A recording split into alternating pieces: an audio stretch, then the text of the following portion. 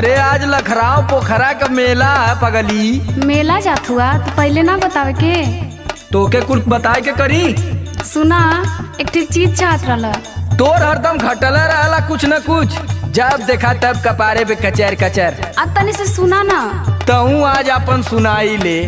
वही मेलवा में से ना गुरैया जलेबी लेते आया। अरे गुरैया जिलेबी लेबी न देवी, गुरैया जिलेबी। अभी ये कुल कहबा हम जानत रहनी, लेकिन तब वो मन कैला कह देनी। सुना सुनावा।